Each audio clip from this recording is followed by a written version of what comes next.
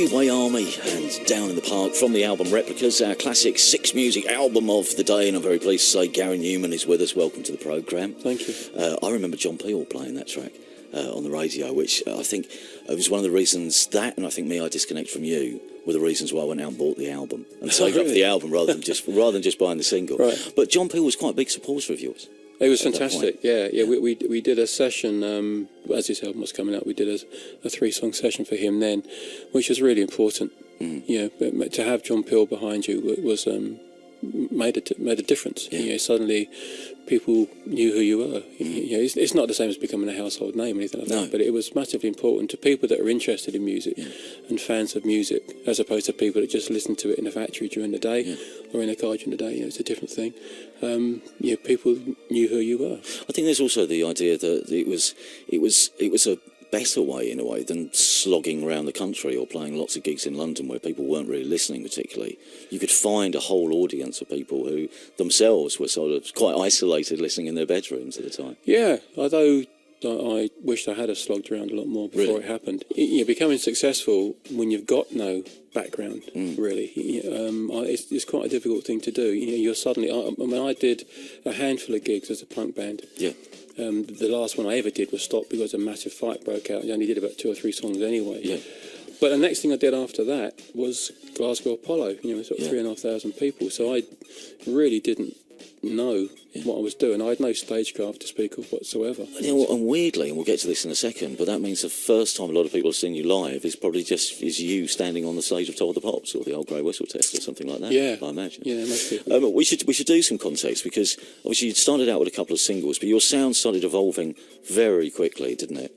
Through that sort of first era. There was the first 2 singles on the Beggars label. Well, they were punk singles. I got signed as a punk band. Tubeway Army was a 3-piece punk band.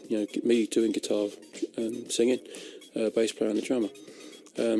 We went to a studio to record a punk album, what should have been our debut album as a punk band, and that's where I found a synthesizer for the first time. You see, here's the thing. There's a couple of things out of that. One, when you say you signed for a small label, Beggars Banquet, which has obviously grown quite a lot now, but was a relatively small label at the time, isn't it?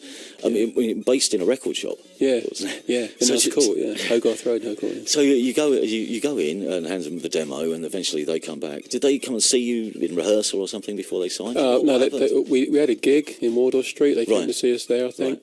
Right. The only reason we got the deal in the first place was that my bass player, who was kind of the vocal piece of the band then, I was really quiet and didn't really get involved in that side of it. I just used to write everything. Yeah. He went off to trade in some of his old records, because Beggars Banquet used to do second-hand records. Yeah. And he just got talking to the man behind the counter, who was Steve Webman, who's still there. He is, in a much better position now. Paul mentioned to him, my bass player, that he was in a band and he was been hawking this cassette about and hadn't got anywhere with it. And Steve Webman said, well, the people that own this shop had just started up a little label, give me your cassette and I'll give it to them. And that's kind of how it came about, just through a conversation. I didn't even know Beggars Banquet was a record company at the time. And then they talked to us, and he said that they had no money, and we said, well, look, we've already got a van. My dad's bought us a little PA system, so we don't need that. We've got our own gear already, and we've already recorded these 3 tracks that you're going to, you will hopefully put out as a single. So at the moment, we're going to cost you nothing except to get the cover printed, which is why they went for it. And it was an 8% of 90 deal, which they've just improved in the last 6 months. Bless them, after 30 odd years. So I'm on a slightly better deal now with Beggars, but it's that opportunity, isn't it? That's all that matters at the time. And then you go to so it's Spacewood Studios, I think, in Cambridge where you go, and this is where you find the Moog. Yeah, is it? Well, it's the same studio I'd gone to make the demos in the first place before I even knew about Beggars Banquet. So as soon as they said, right, go and make an album, I went straight back to that same place because I knew it, and it was really cheap. I went in, and as we were loading the gear in, I went into the control room, and there was this mini Moog in the corner. I'd never seen a real one before. I had no interest in electronic music at all, really. I had no intention to go in that way. No. And so you didn't walk in, it didn't have a halo around it over the top, no. Like The Simpsons. No. It's only because I'm very geeky. I like technology type thing. I like pressing buttons and things like that. And that's what attracted me to it. I just thought, that looks interesting. Let's have a look at that.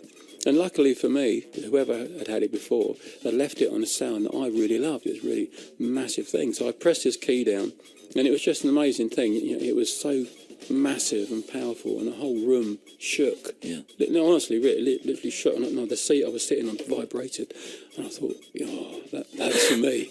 It was one of those moments where it just changed everything for me. And again, really luckily for me, it wasn't taken away. It was there for the next 3 or 4 days, and so I was able to use this thing and these punk songs that I'd gone there with became changed into like pseudo electro punk pop songs, kind of on the fly. I was having to adapt them as each song came along. We record that one, then we record the next one, and as each one came along, I'd have to adapt the parts that I'd written for guitar and bass onto synth. So I ended up having this sort of mixture of the conventional lineup, conventional instrumentation with this synthesizer element, which for me worked. And that's what I went back to the record company with, this sort of very hastily adapted punk album that was now a pseudo-electronic punk album.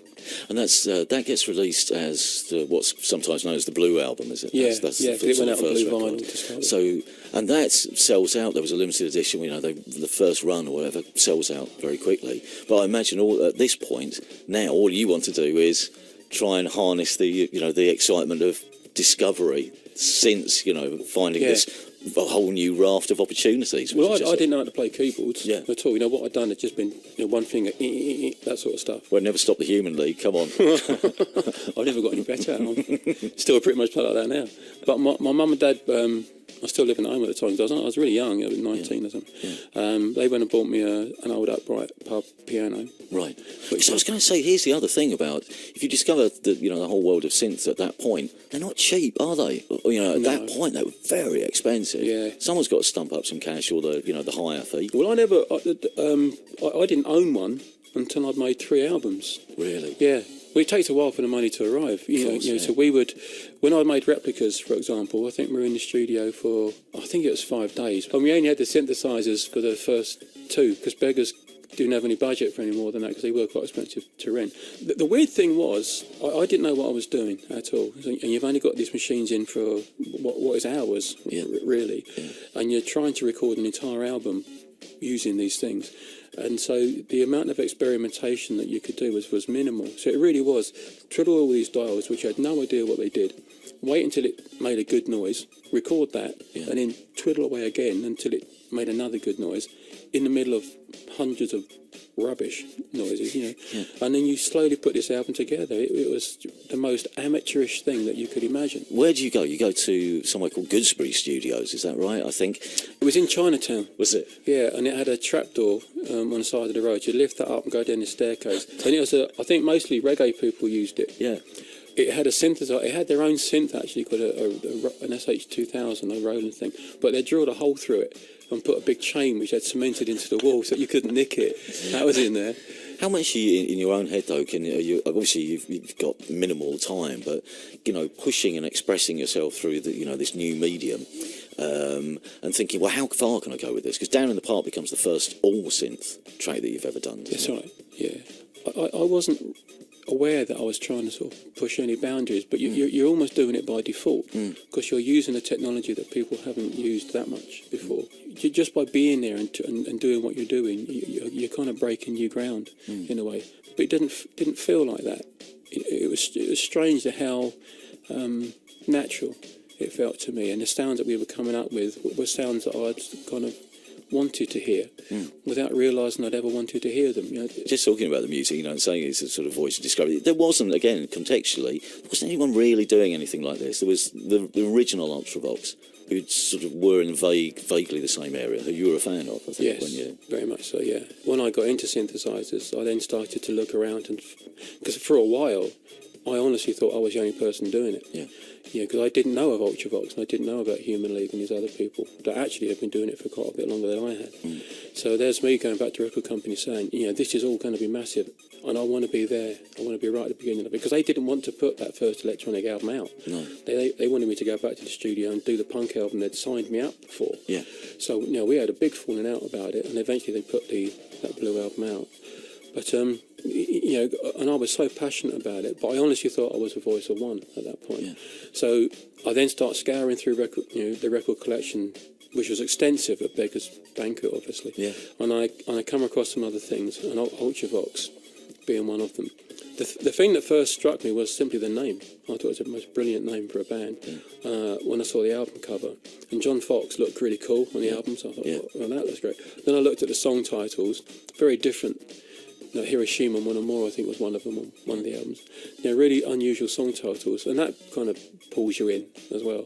So I found 3 Ultravox albums, which is a bit of a shock to me. I'm just sort of making my first one, and I found this thinking I'm, you know, at the cutting edge. And then I found this band that had done 3, and they sounded so accomplished compared to what I've been doing. I was sounding like this real second-rate amateur. I was really embarrassed by it. They really became the band that were already sort of in the mould that I wanted to be. I think as well, it was interesting because everyone was creating their own worlds as well, their own different landscapes. Do you know what I mean? To set their records in as well. And, you know, Ultravox was taking you probably to the Germany of the time, or the Berlin of the time, or something, or a different world. And then you've got a completely different world which has come from your own head, which we'll get to in a second.